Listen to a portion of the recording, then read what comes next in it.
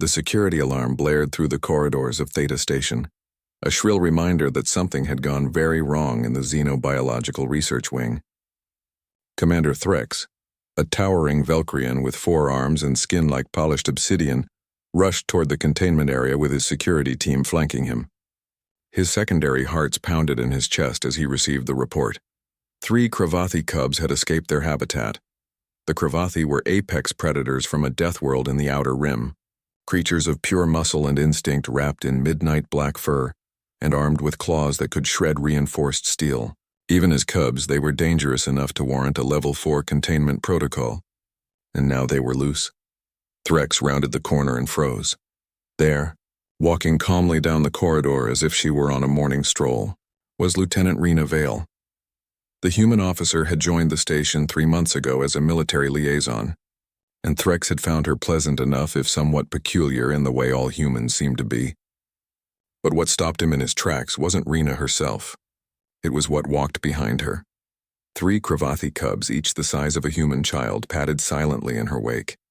Their golden eyes were fixed on her back, their movements synchronized with hers. When she paused at an intersection, they paused. When she turned left, they turned left. It was as if an invisible tether connected them. Lieutenant Vale.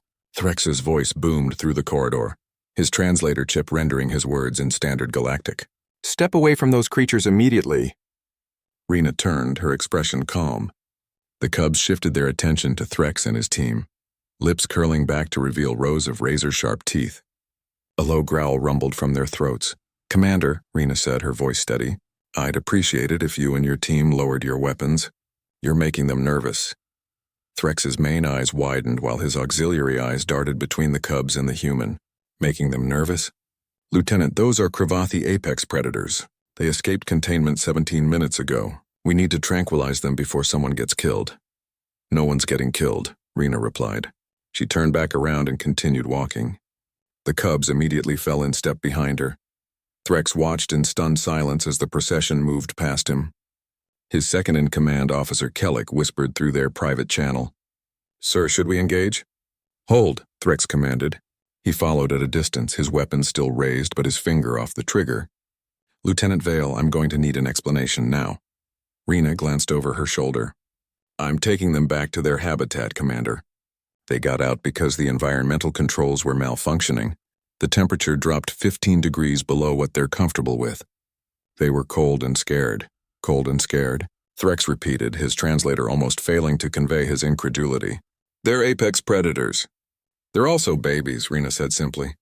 "Separated from their mother, kept in an unfamiliar environment and subjected to temperature fluctuations that their bodies aren't equipped to handle yet. Put yourself in their position." One of the cubs stumbled slightly and Rena stopped. She knelt down, and Threx's grip on his plasma rifle tightened, but the cub didn't attack. Instead, it moved closer to her, pressing its massive head against her shoulder. She reached up and scratched behind its ear, and the creature's growl transformed into something that almost sounded like a purr. "How are you doing this?" Threx asked, his voice barely above a whisper. "The Cravathi don't bond with other species. They barely tolerate their own kind outside their family units." Rena stood, and the cub returned to its position in the line. "They don't follow me, Commander." "That's what you're not understanding. Then what are they doing?"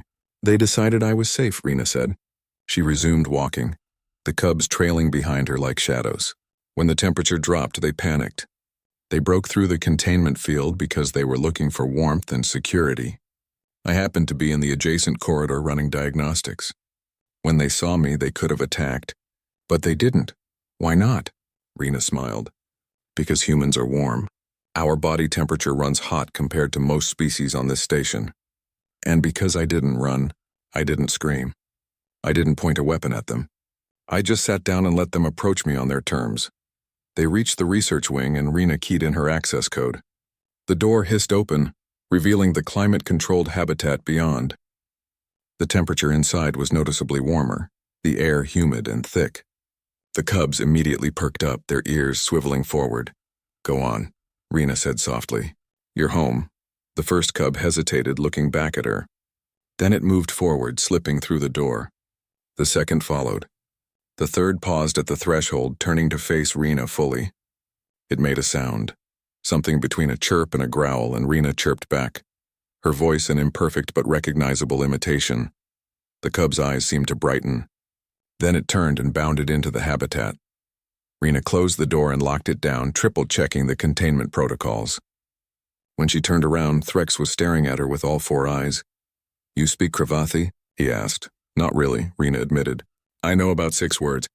That one means thank you or I see you, depending on context." "I figured it was appropriate." Threx lowered his weapon. His team did the same. "Lieutenant Vale, what you just did should be impossible. The Cravathi are considered one of the most dangerous species in known space. Our xenobiologists have been studying them for cycles, trying to understand their behavior patterns. And you just walked them back to their habitat like they were domesticated pets."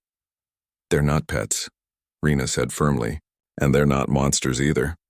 They're intelligent creatures capable of making choices. They chose not to attack me. They chose to trust me. That's not control, Commander. That's respect, but why you?" Threx pressed. "What made them trust a human?" Rena shrugged. "Maybe because humans have a long history of befriending things that should terrify us. We've domesticated wolves and big cats. We've swum with sharks and studied bears in the wild. We have a knack for looking at something dangerous and thinking, I wonder if we can be friends instead of just seeing a threat." She started walking toward the exit, and Threx fell in step beside her. "Or maybe," she continued, "it's because they could sense that I wasn't afraid of them. Not in a reckless way, but in a way that said I acknowledged what they were and accepted it. Fear smells like prey, Commander. Calm smells like family." Threx was quiet for a long moment. Then he said, "I need to file a report about this incident." "I understand. I'm going to recommend that you be assigned to the xenobiology team. If you can do this with Cravathi cubs, who knows what else you might accomplish." Rena smiled. "I'd like that.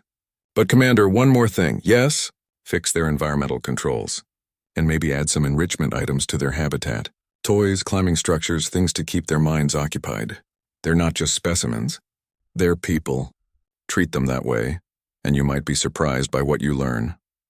As they walked back through the corridors of Theta Station, Threx found himself reconsidering everything he thought he knew about humans. They were weak by galactic standards, lacking natural weapons or armor or even basic biological defenses. But perhaps that was exactly what made them so dangerous.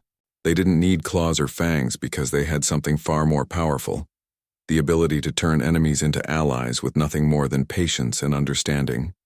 And that, Threx realized, was the most terrifying weapon of all.